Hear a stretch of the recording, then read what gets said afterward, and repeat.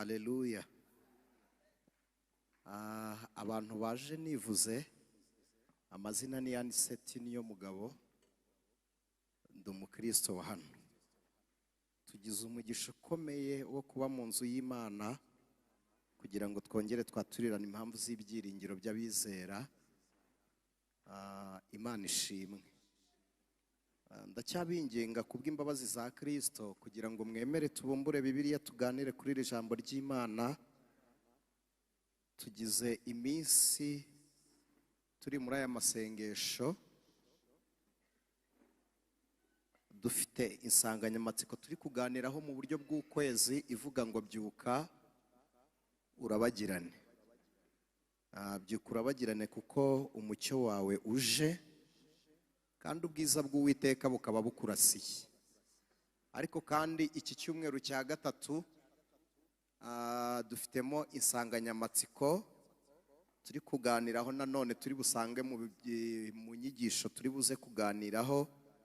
Ariko ndabasabye tubanze twibukiranye icyanditswe tukiri muri Yesaya igice cya 60 umurongo wa mbere. Haravuga ngo byuka urabagirane kuko umucyo wawe uje kandi ubwiza bw'Uwiteka bukaba bukurasiye. Mu byanditswe byose turi kugenderaho hari ikiri mu rwandiko rwa mbere rwanditswe na Petero igice cya mbere, rwandiko rwa mbere igice cyaho cya mbere umurongo waho wa 16. Kuhasoma ntacyo hatwaye, ariko ndagira ngo ntituhabanzirize, ahubwo tubanze mu rwandiko Pawulo yandikiye itorero ry'Abaroma, ni igice cyaho cy'icumi umurongo waho wa 17. Rwandiko Pawulo yandikiye itorero ry'i Roma igice cyaho cy'icumi umurongo waho wa 17. Unda kubivuga abantu dukunda kubana, iyo dusomye Bibiliya dutambuka twumva inyuguti cyangwa amagambo yanditse, ariko iyo dufashe umwanya tuyatekerezaho hari inyuguti hahinduka ubuzima bwa Kristo. Kandi nta kindi tugendereye mu byanditswe byera ni ukumvamo impumeko y'Imana. Imana ibaha umugisha. Rwandiko rwandikiwe Abaroma igice cyaho cy'icumi umurongo wa 17 haravuze ngo dore kwizera guheshwa no kumva kuzanwa n'ijambo rya Kristo. Amen. Ntabwo ngira ngo nze kubagora cyane, ariko ubwo muri mu nzu y'Imana nta kigoranye kirimo. Reka mbigombe nanone dusome ibyanditswe dufite turi bukuremo insanganyamatsiko. Urwandiko rwa mbere rwanditswe na Petero igice cyaho ni icya mbere umurongo wa 16. Ndahasoma nihuse. Haravuze ngo kuko byanditswe ngo muzabe abera kuko ndi uwera. Amen. Urwa kabiri naho ndahasoma ntacyo hatwaye, igice cya gatatu umurongo uhera wa nyuma. Urwa kabiri rwa Petero igice cya gatatu umurongo waho uhera wa nyuma wa 18. Haravuze ngo ahubwo mukurire mu buntu bw'Imana no kumenya Yesu Kristo umwami wacu n'umukiza, icyubahiro kibike none n'iteka ryose. Amen. Mwakire neza iri jambo ku bwa Kristo Yesu. Nababwiye ubwo twagize umugisha wo kuganira n'abigisha benshi banyuze hano bakatuganiriza, ariko kandi tukaba tugifite umugisha wo kuba dufite intego imwe mu byanditswe byera. Muraza kwihangana ariyo twifashisha. Bibiliya ni nini. Bibiliya ni nini n'umurongo umwe muri Bibiliya. Hari umugabo wigeze wanyigishaho gatoya ku isomo rya Bibiliya ahantu twigaga, yarambwiraga ngo umurongo wo muri Bibiliya uriruta.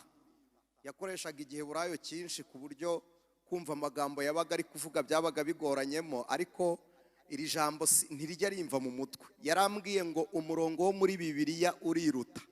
Ikintu yabaga ashaka kumbwira, yabaga ashaka kuvuga ko ijambo ry'Imana iyo urisomye nonaha uryumva uko rivuga, ejo warisoma ukumva rifite ukundi kuntu rivuga, ugasanga rigenda riba upgraded uko bwije n'uko bukeye. Burya ijambo ryanditswe ringana no kwizera k'umusomyi waryo. Imana ishimwe. Twaganiriye ku magambo menshi, abo twari kumwe ubwashize si ngombwa kubavuna mbabwira ngo murahibuka, ariko twaganiriye kuri byinshi n'abandi bigisha bagarutseho. Ndibuze guheraho ndabivuga nitonze. Twese twaganiriye ku kuvuka, nibyo ntawe ukura atavutse, n'ejo barabituganirije, ariko nshaka kuhanyuraho gatoya nihuta. Bibiliya ivuga iki ku kuvuka k'umukristo, ari nako kumenya Kristo Yesu? Ubundi iyi ntego Urabagirane ihuriye rimwe muri ibi byanditswe byera byose dusomye, ihuriyemo rwose. Tuganira ku kuvuka k'umukristo, ndagira ngo tubanze turebe kimwe. Bibiliya ivuga iki? Iravuga ngo yatubyarishije ijambo ryayo. Hanyuma dusomye ijambo ry'Imana riratubwira ngo dore kwizera kuzanwa no kumva, kumva nako kukazanwa n'ijambo rya Kristo Yesu. Mbega umuntu akubajije ngo ijambo ry'Imana ni iki? Tugiye mu buryo bwa teoloji, iyo tuvuga ijambo ry'Imana duhita dusanga mu rwandiko rwanditswe na Yohana mu butumwa bwiza, igice cyaho cya mbere yasobanuye jambo uwo ari we. Yaravuze ngo Kristo niwe jambo w'Imana. Agaragaza Yohana, aravuga ngo yari integuza ariko kandi akitwa n'ijwi ry'urangururira mu butayu. Aha ndaza kubasaba kugira ngo tugendane, he kugira umuntu usigara. Ndi kubona abantu bakiri gusoma Bibiliya, ndabinginze nibura umwe yakwandika, ariko abantu bari gusoma Bibiliya reka mbasabe kubw'imbabazi z'Imana munyemerere tuganire ijambo ry'Imana. Imana ishimwe. Yohana yari ijwi ry'urangururira mu butayu, hanyuma Kristo akaba ijambo ry'Imana rije mu isi. Bibiliya imuvuga yamuvuze mu buryo bwinshi. Yesaya hanura yaravuze ngo isi ni intebe y'ibirenge by'Imana. Ndaza kubasaba ayo magambo yose tugenda tuyafataho, kuko turi ku ijambo kubyarwa n'Imana. Ntabwo ari uko Imana yicara mu ijuru ngo irambirize mu isi.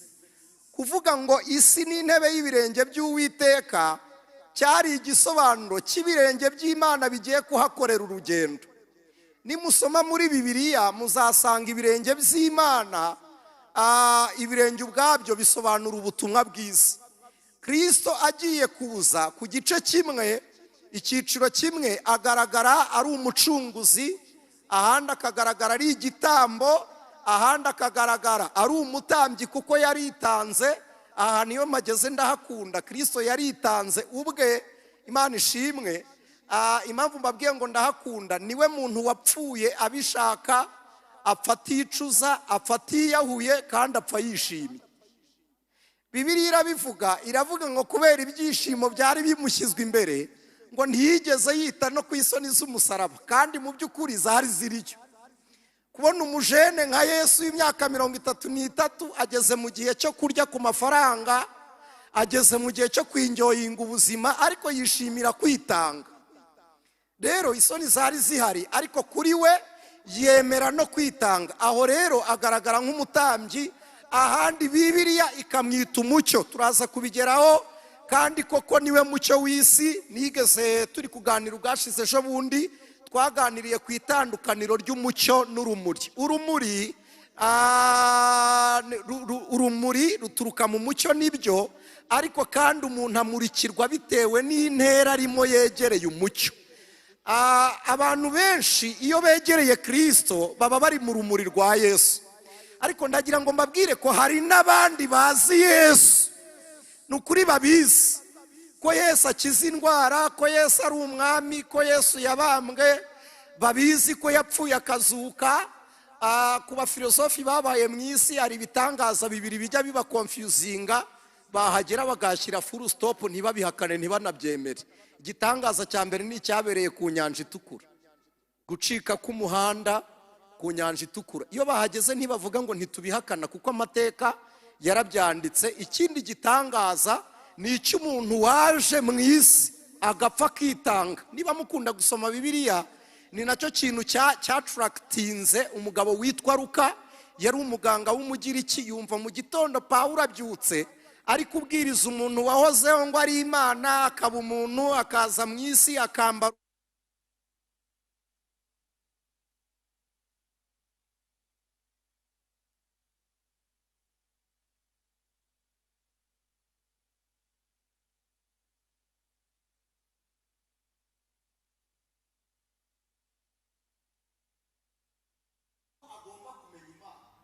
kandi umuntu ushaka kumenya Imana ayireba uruhande rw'ibanze n'uruhande rw'urukundo.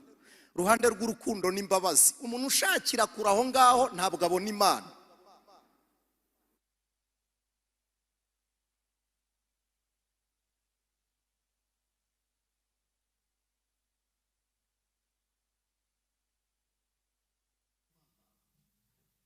Kuko ubwabyo urukundo niyo shusho y'Imana. Urukundo ruba mu byiciro byinshi, bamwe barudevelopa mu buryo butatu. Hari ubwo bita agapeo, ni urukundo rw'Imana. Ni urukundo Imana ikunda umuntu idafite icyo ishingiyeho ku muntu. Iyo yishingiraho yasanga ifite urukundo ikavuga ngo ndarutanga. Ntabwo ishingira ko dukora imirimo myinshi, tuzi kuririmba no kwiyiriza ubusa. Yo ishingira kwirufite ikavuga ngo ikimenyetso cy'uko mfite urukundo nuko ndutanga. Iyo ni agapeo. Hakaba urukundo rwa kabiri rwitwa filosi. Filosi ni urukundo rw'isano. Ni urukundo rw'isano cyangwa se umuntu akunda inyungu akura ku wundi. Ni urukundo umukozi akunda akazi. Ntabwo ari uko abantu bakunda akazi, ni uko bakunda inyungu zituruka mu kazi. Ubwo ni urukundo n'ubundi ruza rukaba mu isano. Muze kumbabarira size kuba confusinga, ariko nirwo rukundo ukunda mu mubyara wawe, kazini wawe, nirwo rukundo ukunda mu mwana wabyara. Ikimenyetso cy'uko ntabwo ugira ni uko uw'abandi utamufata nk'uwawe. Niyo amenye teremusi umukoresha uramwirukana, biravuze ngo n'uwawe yahemuka ufite aho umujyana wari kumwirukana. Ariko kuko ari urw'isano ntabwo uri kumujyana. Ikimenyetso cy'uko ugira urukundo ntabwo ari inshuti ziri hafi nabo mugira n'isano, ahubwo ni uburyo wihanganira abantu badafite icyo bamaze mu buzima bwawe.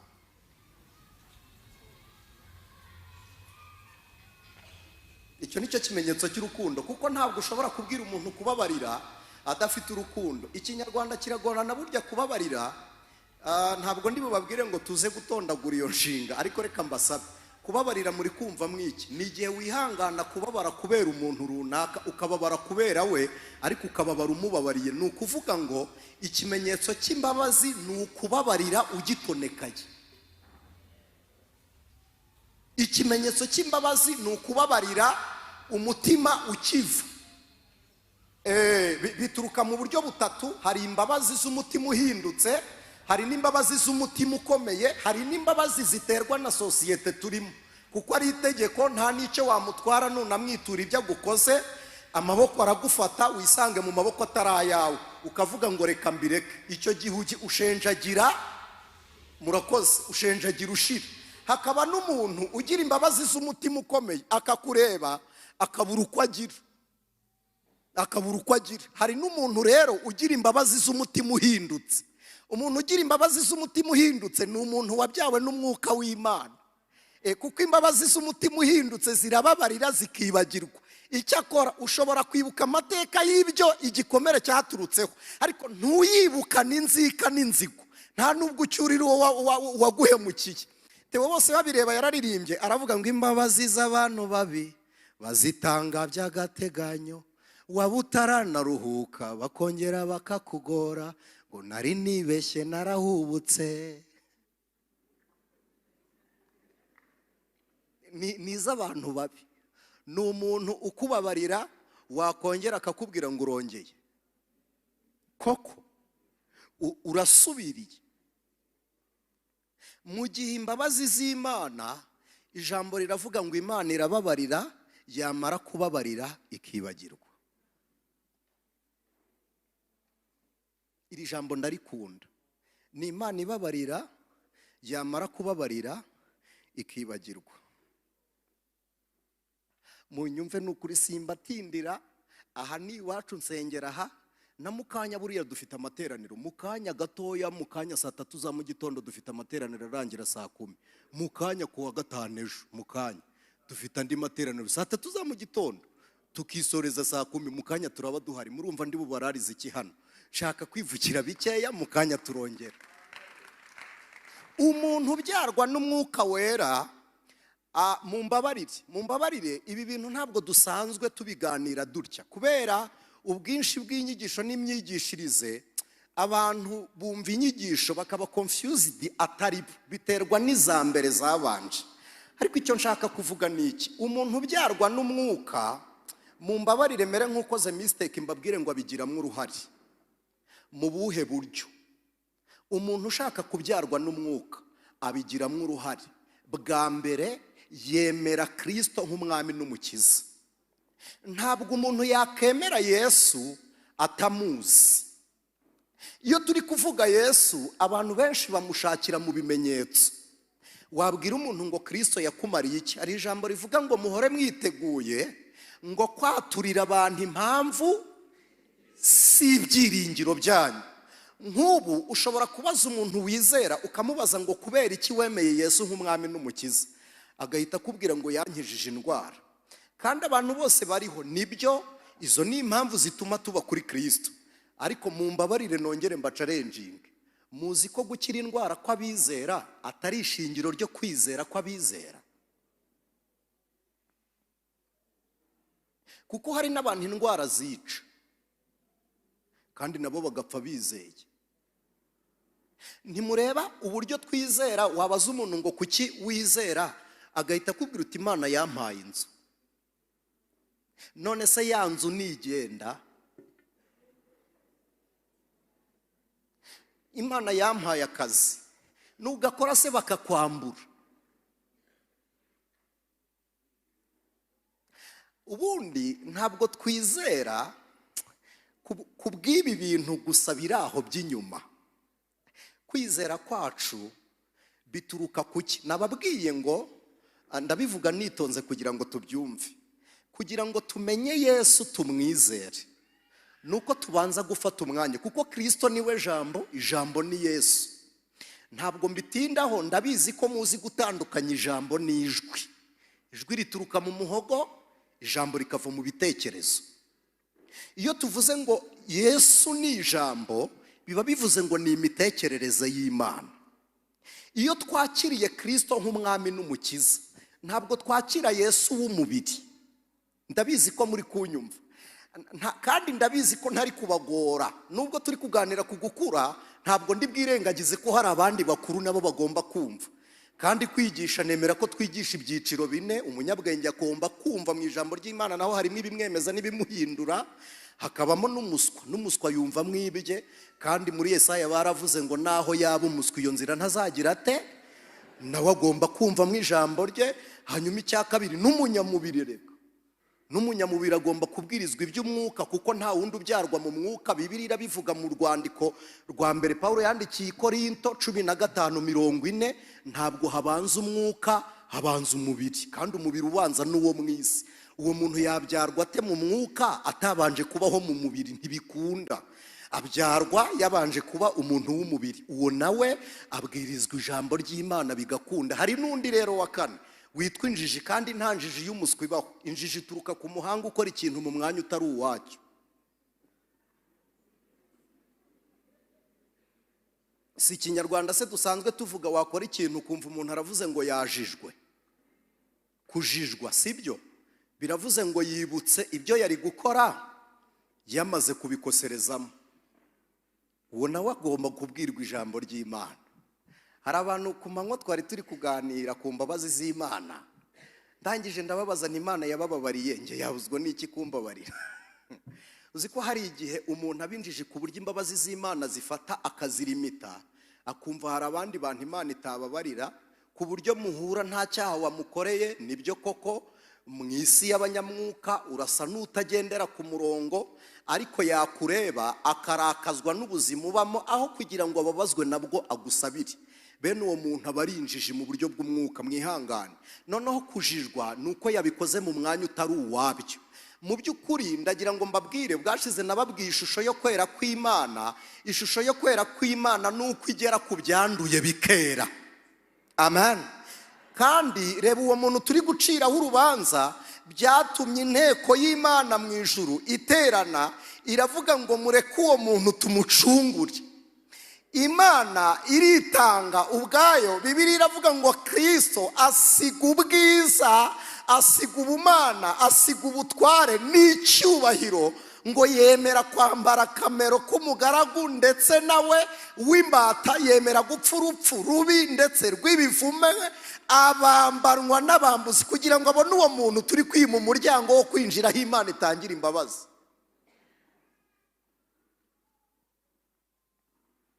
Ndahamya ko mwese uku muri hano mufite kontineri mwatumije imahanga bakababwira ko hari umwambuzi ugiye kuyitega mu nzira, kandi ukamenya aho umwambuzi yaparitse, udatoboye amapine wayavanamo. Niba warwana kuri konteyina yawe, uratekereza package ya Kristo iri mu bizera yabuzwa n'iki kuyirwanirira? Umuntu wese witambitse imbabazi z'Imana, Imana ikungahaye ku mbabazi. Imana ikungahaye ku mbabazi. Ibitekerezo by'Imana nibyo bigaragaza ijambo ryayo. Mose yigeze yayisenga arayibwira ngo menyesha imigambi yawe. Imana iramubwira ngo ngambiriye kubavana muri Egiputa nkabatwara mu gihugu cy'i Kanani. Mose arayibwira uti ubwo bigambiriye ngwino tujyane. Amen. Kimwe mu bintu bigaragaza umuntu wabyawe n'Imana bwa mbere, kubyarwa n'Imana, reka mpasubire gatoya kugira ngo mpave. Umuntu wizeye Kristo nk'umwami n'umukiza, kwizera nkunda kubivuga, izo nyigisho ndazikunda. Ntabwo kwizera ntabwo ari igikorwa kiba mu mwuka gusa, ni igikorwa nanone dufashwa n'umwuka. Hari n'igihe kiza nk'impano, ariko kwizera ni ukwemera Kristo twemeje imitekerereze. Amen. Kwizera ni ukwemera Kristo twemeje iki? Imitekerereze. Iyo imitekerereze imaze kwemera Kristo, kwemera Yesu bihera he? Bihera ku mirimo yakoze. Iyo ujya kumwemera wemera iki? Wemera kwitanga kwe, ukemera umusaraba wa Kristo, ukemera n'intego yamuzanye. Ndagira ngo iki nkibabwire, Yesu ajya igorigota kubambwa, hari umugabo burya wamutwaje umusaraba. Tujya dukunda kuririmba ngo aragenda aragenda agenda, ntiyabonye uwamuruhura, ntiyabonye uwamuruhura. Nibyo koko, ntiyabonye umuruhura, yabonye umutwaza igiti, ariko nta wamutwaje intego yo kumusaraba. Simoni Petero, Simoni sorry, ntabwo ari Petero, ni Simoni w'umunyakorene, yavukaga i Kana ya Galilaya, yikoreye umusaraba wa Yesu arawumutwaza, ariko ntiyigeze amutwaza imibabaro. Kumenya Yesu bigomba guhera muri iyo struggle ya Yesu Kristo. Buretse gushaka kumenya Yesu ukiza, utarashaka kumenya uwitanze. Ndababwira icyo bitumarira. Buretse kumenya Yesu utanga amazu, Yesu ajya atanga amazu n'icyubahiro n'ubwiza, ajya bikora ndi umuhamya wabyo. Yesu ajya atanga icyubahiro. Nge ndabyibuka, hari ahantu nabaye muri famiye, simvuga runaka, maze kwakira agakiza. Mva mu idini ya Isilamu nitwaga Dukurire nkiri mu mizirimo. Hanyuma mba muri iyo famiye bagira imbwa bita Budara. Hanyuma umumama wari uraho akajya amena ibiryo hasi, akavuga ngo ba Budara nibasangire. Ndagira ngo ibi mbibabwire, iyo wemeye Yesu utanga icyubahiro, ntiwemere uwo mu mibabaro, igihe cyo gusuzugurwa kwawe uramurekura. Iyo wemeye Yesu utanga aya mashami y'ubukungu n'iterambere mu isi, iyo bigiye uramurekura. Ariko iyo wakiriye Kristo w'imibabaro, nukuri nimba zacu nizo ishyizeho, niyo yikoreye. Twatekereje yuko yakubiswe n'Imana Data, kandi yazize ibyaha. Kugira ngo umenye Yesu banza umuheraho. Aho ni nawe ashaka ko tumenya cyane. Umuntu, niba hari umuntu utajya wibagirana, ni umuntu mwamenyaniye mu mibabaro. Umuntu mwahuriye mu mibabaro ntajya yibagirana. Ndagira ngo mbabwire, tujya tuba mu birori by'abakomeye, bagasoza ibirori batubaza ngo harya waturutse he. Ariko iyo umuntu mwakororinze mukaviringitana, ntushobora kumwibagirwa. ugere mu mibabaro ya Kristo, wemere ngo ababara yababarizwaga nde. Umugabo witwa Yobu yarabyanditse igihe cy'imibabaro n'amakuba ya Yobu. Elifazi, Zofari na Biludadi baramubwira ngo reka dugufasha yirindwe. Umugore warangije arabatumira, burya bari n'abafamiliye ba hafi, burya bari abafamiliye. Umugore wa Yobu ari mu bagore b'abahanga, Imana iguhe kumwigiraho, ariko wirinde ingeso zo gutuma yihakana Imana nk'uko yari abeshye umugabo. Ariko ni umuhanga mu buhe buryo? Yabonye igisebo cy'uburwayi buri kuri Yobu atagitangariza abandi, areba inshuti za hafi zikijijwe abari zahamagara, n'ubundi zari inkoramutima zo mu rugo. Bakubita iminsi 7 mu ijoro ry'umunsi wa 7, Elifazi arivumbura, aramubwira ngo ntabwo twamara amajoro angana atya turi kubaza Imana ngo iducecekane kandi isanzwe ivugana natwe atari ibyaha wakoze. Yobu amanika amaboko aravuga ati nukuri ndakiranutse. Elifazi aramubwira ngo ntibikabe ko ngushima kuvuza ibitunganye. Aramubwira ngo n'abamarayika b'Imana, Imana ibabonamwe amafuti. Hari igihe mujya mugira ngo iryo ni ijambo ry'Imana, ni irya Elifazi, ntabwo ari ijambo ry'Imana. Ntabwo ari Imana yavuze ngo abamarayika b'Imana ibabonamwe amafuti, ni ijambo rya Elifazi wacogoye uri gushaka kurwanya kwihangana kwa Yobu. Narabibabwiye ubwashize kugira ngo wige umenye Imana, nuko usoma Bibiliya ukamenya gutandukanya amagambo y'umuntu n'ay'Imana mu byanditswe byera. Ibi biragorana, ariko bigufasha no kumva ijwi ry'umwuka. Hamwe bagiye babyita impano kuko bitari muri bamwe kugira ngo adateza amakonfuri. Pawulo niko yabikoze. Ariko umuntu wese uzi gutandukanya ijambo ry'Imana n'ijambo ry'abantu, n'iyo Imana iri kuvuga mu iteraniro ntibimusaba gusenga no kugenzura, ijambo rigenzurwa n'irindi. Kuko erega ubugingo bwa Kristo muri twebwe bwumva n'imigambi y'Imana mu mvugo ya gihanuzi. Iyo atari yo urayumva ukavuga ngo ntabwo ari yo, n'iyo ari yo urayimenya.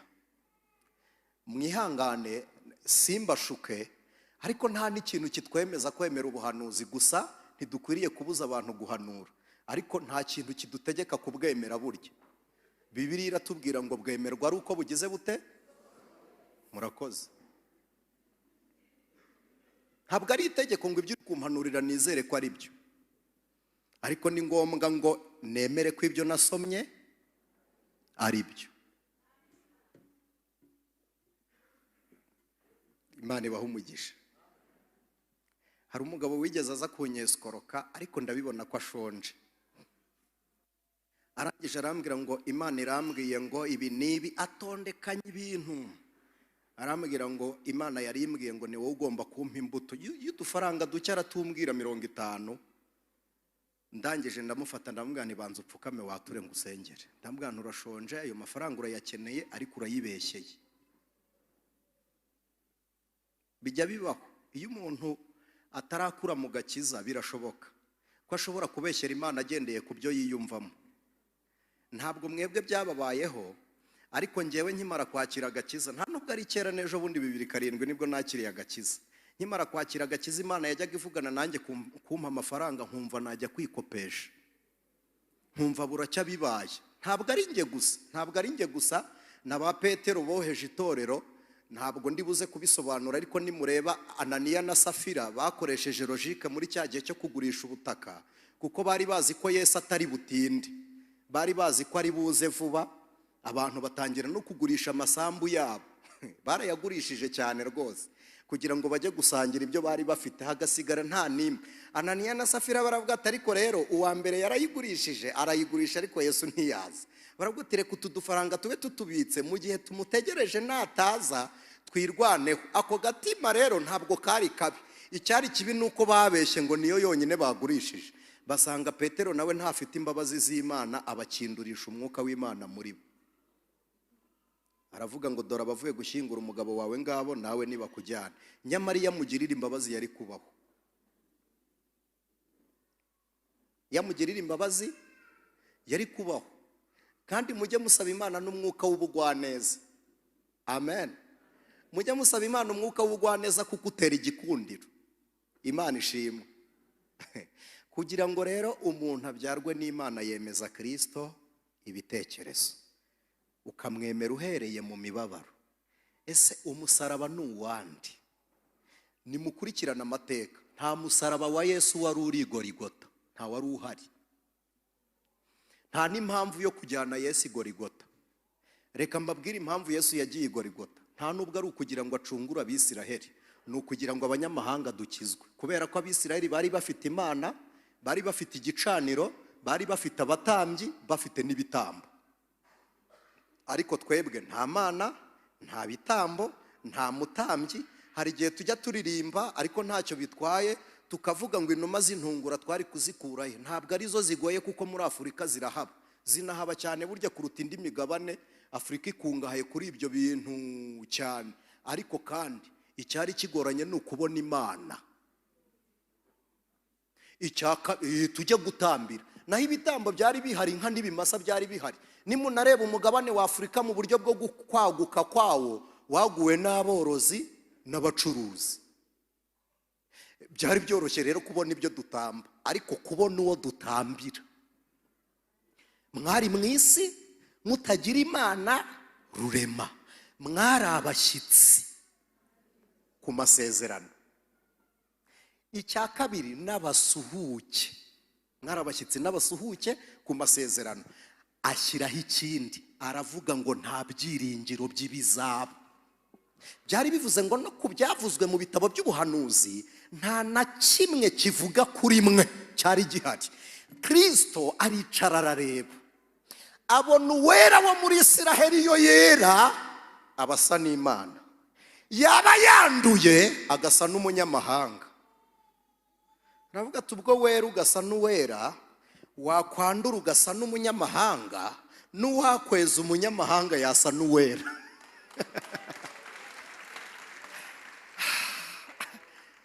Bibiri yita ivuga ngo Imana irabigambirira. Mu Baroma Pawulo yarabivuze, aravuga ngo nzateza ishyari ku ishyanga nyakuri, kugira ngo ndokore ubwoko butari ishyanga nyaryo. Imana ihita igambirira gucungura. Imaze kugambirira gucungura, iravuga ngo ntacyo nzakora ntabwiye intore. Imanuka kwa Yeremiya. Yeremiya yarabihanuye simatinda, aravuga ngo no mu gihe cye Yuda azakizwa. Ndaza kubigeraho ndi gukonfirima, ndi gufata conclusion.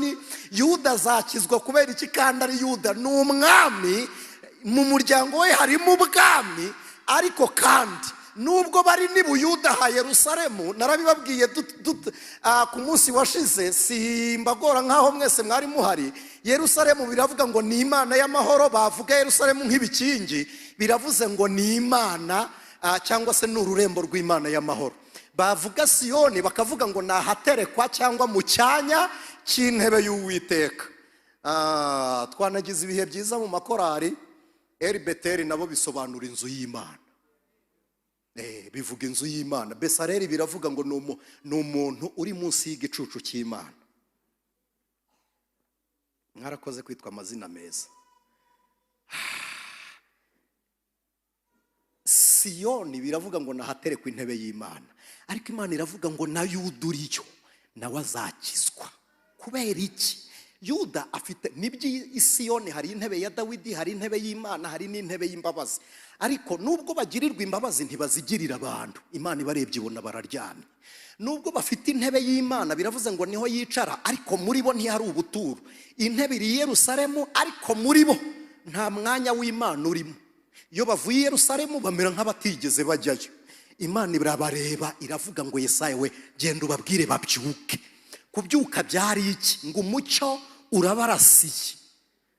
Ni nko kubona imodokari iparitse izimije, ikaba ipakinze hariya ukuntu izimije, wayatsa ntiyemere, wareba esanse ukabona ni fuel yuzuye rwose, ariko yabuze ka bateri gatoya kugira ngo sensa yakire imodokari yake.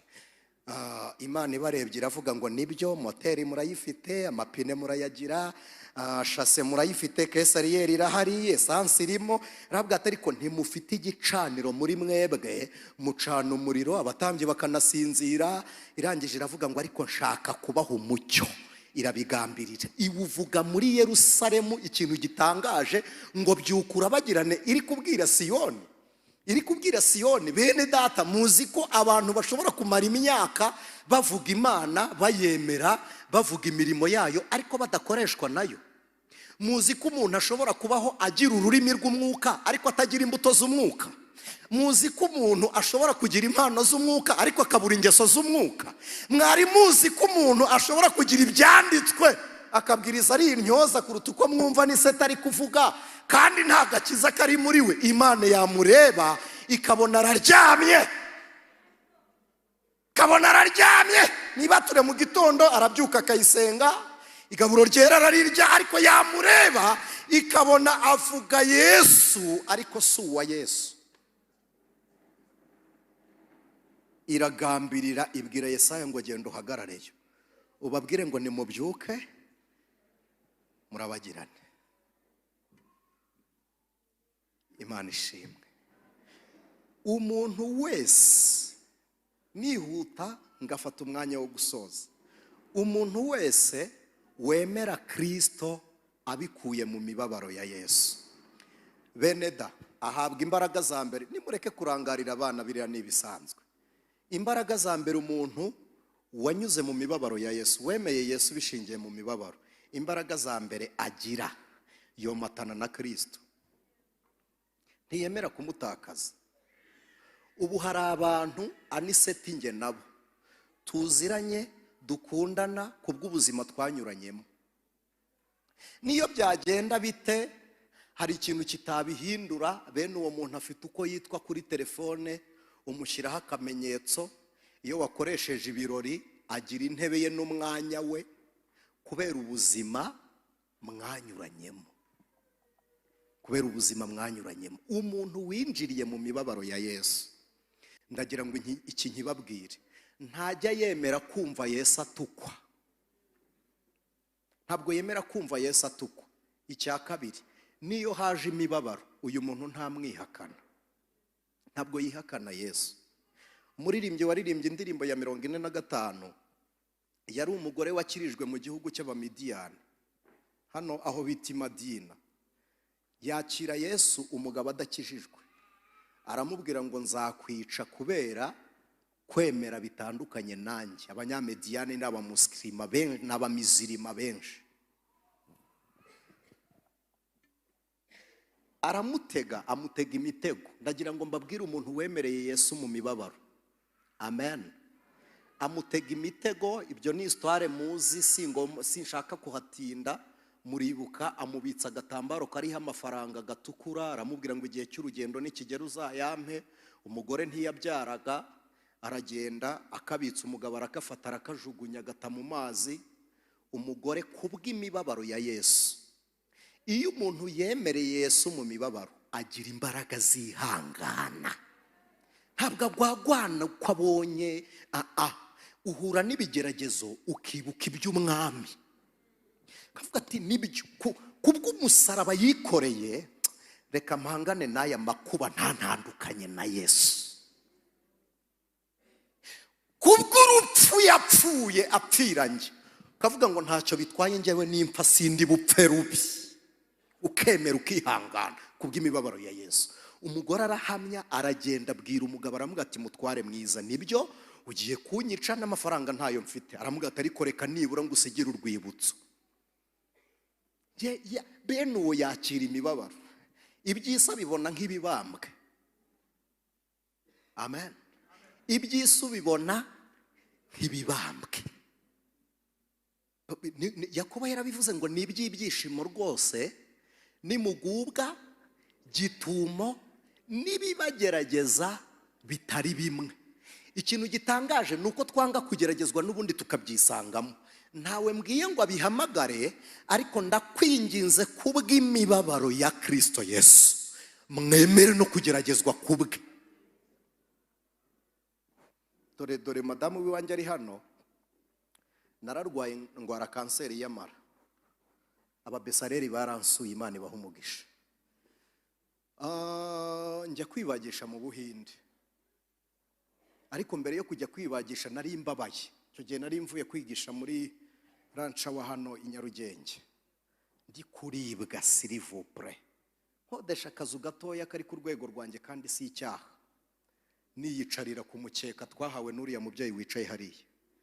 Ntabwo mubereka ariko arahari, mama Nono, Imana imuha umugisha. noneho ntabwo mubereka uwo mukeka yawuduhaye duhagurutse kuri rido, twicaraga kuri rido. Ni icyaha? Ubwo mugiye kuvuga ngo muri isebya ibyo nagezeho sinabisabye n'ubu sinsaba kuva aho ngeze, ntawe ndi kubisaba. Murabizi ni umuco wanjye, niko niseti nkunda gutanga kuruta guhabwa. Uwo ni wenjye, ntawe nasabye. Rero nintanga ubuhamya si ukwisebya, naho Imana yankuye. Ndi muri iyo situation bashumba banjye, twicara kuri rido mon pastor. Icyo gihe Pastor Mugabo yari inshuti yanjye, antumira muri niba ture s'il vous plaît kenshi.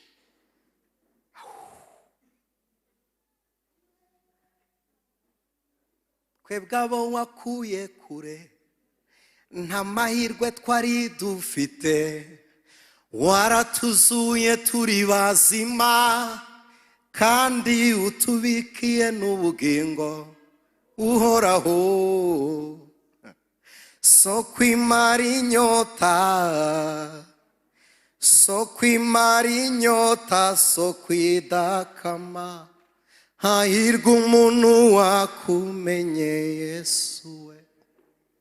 Nicara kuri rido, ndwaye kanseri, timu ya Isilamu ku rwego rw'igihugu iransura. Ibintu bine mu isi, nkunda inka, ngakunda imodokari n'umugati, byose ndabifite, narabyihaye, nta na kimwe nsabye.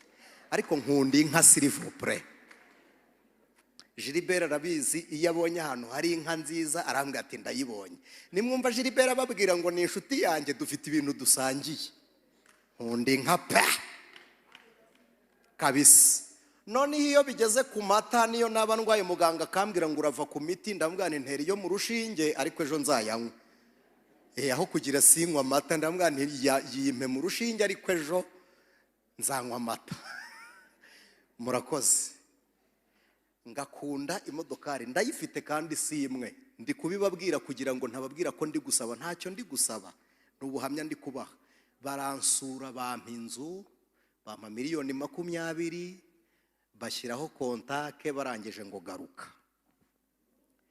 Ndi kuri rido ku nzu, ababesareri mwaransuye nka bangahe, si ngombwa kubatangaho urugero, na mama Garase yari abarimo, ntimwahabonye. Murakoze. Ntago mbavuga, na mama Garase yari ahari. Ariko kubera imibabaro nanyuranyemo na Yesu, numvisha bitari ngombwa kumugurisha ibyishimo by'akanya gato. Haleluya. Ndababwira nti no, Yesu nakiriye araruta ibyo. Kubera iki? Nemeye imibabaro ya Yesu.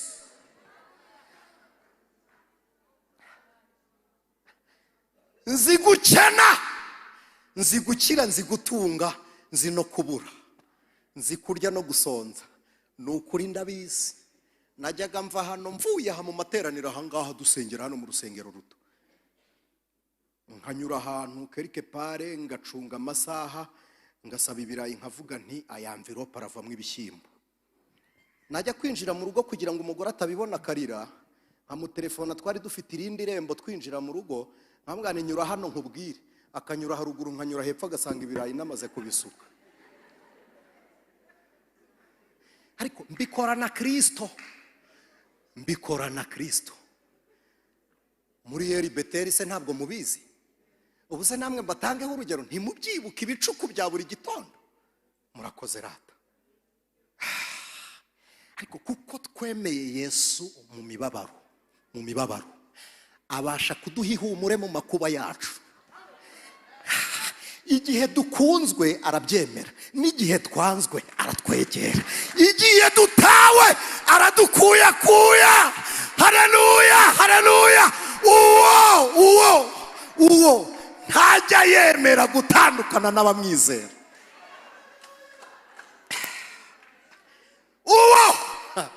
Uwo Yesu. Haleluya. Uwo wemeye kujya ku musaraba. Ndagira ngo nkubwire ko kubyara kwawe sibyo byagorana. Uwo wagiye ku musaraba ni habi kuruta urugo rwawe. Uwo wemeye kubabarira Barinaba biroroshye ku mugabo wawe nawe akaboneka mu nzu y'Imana. Wowe gumana nawe, gumana na Kristo, wihangane. Haleluya. Hanganira imibabaro, hanganira amakuba.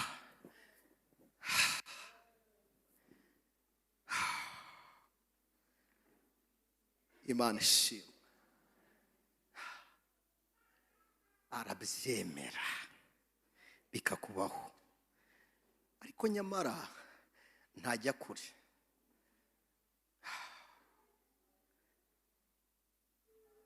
Uko niko rero dukuriye kumenya Yesu. Shadraka, Meshake na Abedenego baravuze ngo uwo dukorera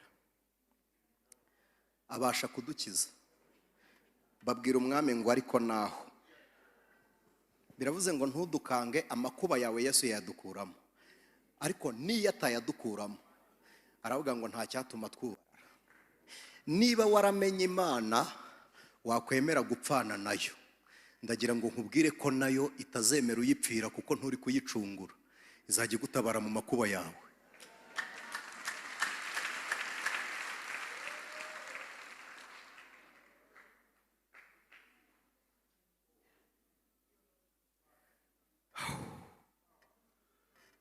Munyemerere twisoreze, undi wabikamura byaba inkashe. Uwo Yesu araryoha. Hari igihe umuntu aza kungerageza, namureba nkamuganira ibyisuhereye aho nabanjirije.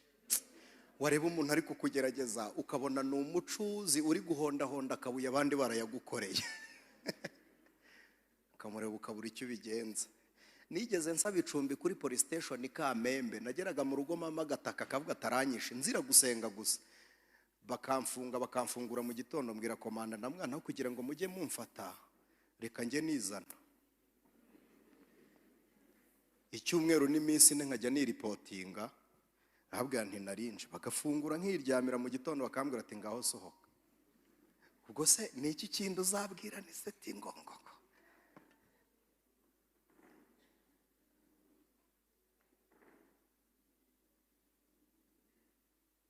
Munyemerere, narababwiye ikimenyetso cy'umukristo mukuru. Bwa mbere, umukristo ukuze arabyara, abwiriza ubutumwa abandi bakabwumva. Icya kabiri, n'uwavutse aba afite inkomezi amukomeresha. Salomo yarabyanditse aravuga ngo ko mushiki wacu, iryo jambo nararisomye sinarivugaho, ko atarapfundura amabere umugabo namusaba bizagenda bite? Murabizi ko amabere ari ikimenyetso cy'ubukure. Biravuze ngo niyo yabyara ntafite icyo konsa. Uzi gusengera umuntu, wamara kumusengera kuko nta kimenyetso cy'ubukure, ejo ukajya kumubwira amaganya yawe kandi yari yemejwe n'ibyiringiro wamuhaye. Uwo muntu mu by'ukuri aba atarapfundura amabere. Ijambo ryarambwiye ngo uwo mwana arakura, ngo agwiza imbaraga, ngo aguma mu butayu, ngo kugeza igihe yerekewemo Abisiraheli. Imana ntishobora kuguhamagara ngo ikwime gukura. Gukura ntabwo ari iminsi. Gukura bwa mbere mu buryo busanzwe, gukura mu buryo bw'imitekerereze no kwemera kwiga n'impinduka, bituruka mu matsiko umuntu agira, mu muhate we agira. Icya kabiri gituma umuntu akura bituruka, ndavuga mu buryo bwa Gikristo gusa kuko iminota yanjye ndabona irangiye. Gukura mu buryo bwa Gikristo dukuzwa n'ijambo rya Kristo. Ntabwo ngira ngo mba confusinge, ariko Bibiliya ni nini. Iya ni seti ndi kubabwiriza ubuzima bwa Eliya, ibi ntabwo bidukuza, icyakora bitwongerera imbaraga mu byiringiro. Nta nubwo biduhesha agakiza, nta nubwo amateka ya Mose n'inyanja bituma umuntu yizera Kristo. Oya, ijambo ry'Imana ni riri oriente kuri Kristo gusa. Ibyo murumva ari bishya bibagore, ariko ijambo ridukiza ni rivuga Kristo. Hari Imana ibaha umugisha. Uyu munsi numvisha abanditsi beza b'indirimbo, Pastor Mugabo yabimbwiraga, bandika Yesu bakamuvuga kuva mu itangiriro kugera mu byahishuwe. ijambo ry'Imana muri Bibiliya rivuga Yesu, ariko abantu ntibajya bakunda kuryumva. Usanga umuntu aho kugira ngo yumve ijambo ry'Imana yumva intego ye mu ijambo ry'Imana. Bene da, nimwitoze kumva no gusoma ijambo ry'Imana. Amen. Noneho icyanyuma kiranga umuntu uri gukura mu buryo bw'umwuka nuko amenya gutandukanya icyubahiro cy'ubutumwa n'icyubahiro cy'intumwa.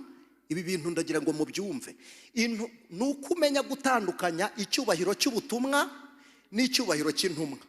Mu yandi magambo, umuntu uguhagaze imbere niyo yaba ari usuzuguritse ukoresha akazi kabi kanyuma ahandi, ahagaze mu izina ry'ubutumwa bwa Kristo Yesu, mwubahira ubutumwa bwa Yesu. Ikindi ndakibabwira, ijambo ry'Imana niyo ryaba riri kuvugwa n'umuntu wanduye, ibi bintu aya makonfuziyo ajyabaho, niyo ryavugwa n'umuntu wanduye ntabwo ari iryo guhinyurwa, kuko wanduye kuvuga ibyera si ibintu bitangaje. Ntabwo ari ibintu bitangaje. Ntabwo ngewe nahinyura ijambo ry'Imana ngo nuko rivuzwe n'umusambanyi biramureba, ntabwo anyigishije gusambana, ariko avuze ijambo ry'Imana. Wowe wumva ubutumwa, mugiye kuvuga ngo aniseti yadukanye inyigisho zinza. None se umuntu afite indwara runaka arwaye akakwigisha kuyirinda, wakwanga kuyirinda ukamubwira ngo ko wowe wayirwaye? Umva ubutumwa. Amen. Ijambo ry'Imana riha icyubahiro cyaryo, ntibigutere kurihinyura kubera abaguhagaze imbere utemera. Aniseti utazwi mutaza haturuka nahagarara uvuge ngo reka numve ubutumwa bwa Kristo. Uzi nahagarara uvuge ngo reka numve ubutumwa bwa Kristo. Kuko iyo umaze kumenya gutandukanya icyubahiro cy'intumwa n'icyubahiro cy'ubutumwa, bituma igihe ataguhaye ubutumwa ntabwo akuyobya, ntabwo ufata ngo agushuke, uhita wumva nta butumwa bumurimo, kavuga tuyu yarakayotse. Atavuga tuyu nguyu ntacyo pe. Uwo yegera ku ruhande ntakoshya, iyo agize atya agatangira kuguhanurira ukumva nta kirimo, ejo ntumwiruke inyuma. Tuvuga ati oya, dusenge, kurire mu buntu bwa Kristo. Ubuntu ni iki? Ubuntu ni ubuntu, grace biturutse in deep mu buzima, ni mu musokoro wo mu mutima. Grace bivuga ubuntu, bituruka ku ijambo grace ni ibinure byo mu maraso, mu mavuta agize amaraso. Abize biology murabizi, ni amavuta agize amaraso, ni nayo atuma igufwa rimovinga ntirikocagurike nk'ibyuma, rituma umubiri ushyuha, rituma brain, ubwonko bukora. Nubwo ayo mavuta ni nayo akora intungamubiri ziza kuvubura ariya makara yo mu maraso. Nayo mavuta abikora, niyo akura intungamubiri mu biryo murya. Mu Kinyarwanda muzi uburyo babyita ubusire. Umfubera neza ndanezerwa ngira ubusire, imbeho ntiyaza. Murakibutse muri uri mwiza mama, uri mwiza koko si ukubeshya. Aho haturukamo gususuruka. Ubuntu bwa Kristo muri twebwe budutera ubushyuhe no mu gihe cy'imbeho. Budutera ubushyuhe mu gihe cy'imbeho. Abandi baragwa kubera ubuntu bwa Yesu ugahagarara, abandi barangana ubuntu bwa Yesu bukagutera ineza. Uyu muntu ufite ubuntu wakuriye mu buntu bwa Kristo agira imbabazi. Uyu muntu wakuriye mu buntu bwa Kristo akumbura Imana, niyo akoze icyaha ntiyemera kukirarana. Agira umutima umubwira ngo subirayo wakosheje. Mukurire mu buntu bwa Kristo Yesu. Mukurire mu buntu bwa Kristo Yesu. Mwanyemerera twese, sindi buvuga icyifuzo runaka, reka twegere ejuru dusenge. Twagize umugisha turi kumwe na mushumba wacu Irene, reka tubararike mushumba mudufashe gusenga.